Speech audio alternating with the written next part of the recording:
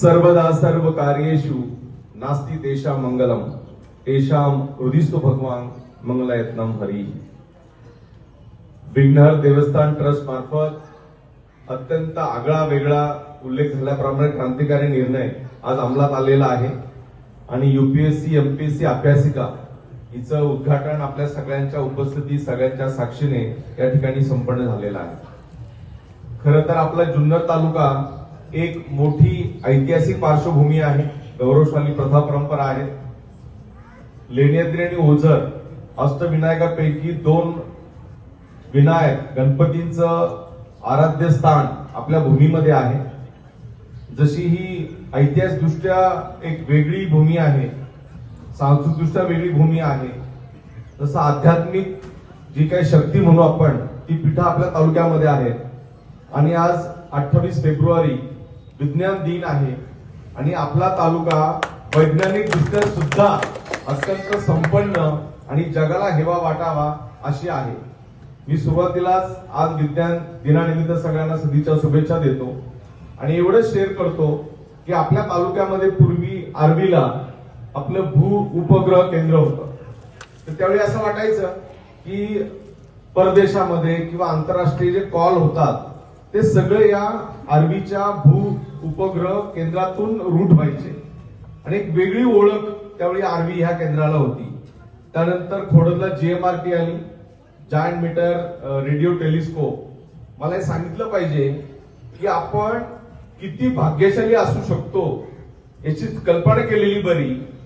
जगामध्ये सर्वात मोठी रेडिओ टेलिस्कोप रशियामध्ये आहे आणि त्या ठिकाणी ती का आहे की रेडिओ लहरींचं सर्वात विरळ प्रमाण संपूर्ण पृथ्वी तलावावर त्या रशियामध्ये आहे, म्हणून ते ठिकाण पहिलं आहे का जिथं जगातली सगळ्यात मोठी रेडिओ टेलिस्कोप आहे।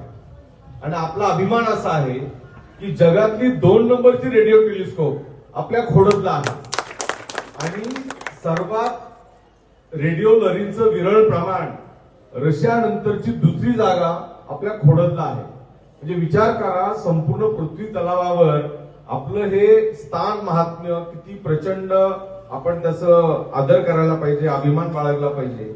आणि मला वाटतं डॉक्टर संतोष साने साहेबांनी उल्लेख केल्याप्रमाणे ही भूमी वेगळ्या विचारवंतांची आहे।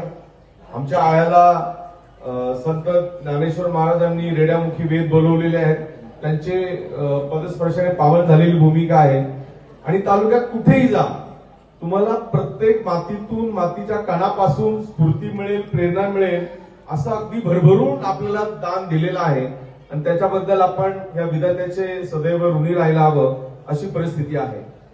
आणि आज या ठिकाणी ज्या कॉजसाठी, ज्या कारणासाठी तुम्ही आम्हाला या निमंत्रित केलं आणि यूपीएससी एमपीएससीच्या अभ्यासिका या ठिकाणी त्यांचं हॉस्टेल, त्यांच्या भोजनाची व्यवस्था ज्या दूरदृष्टीने केलेली आहे ती खरोखर सॅल्यूट करण्यासारखी आहे।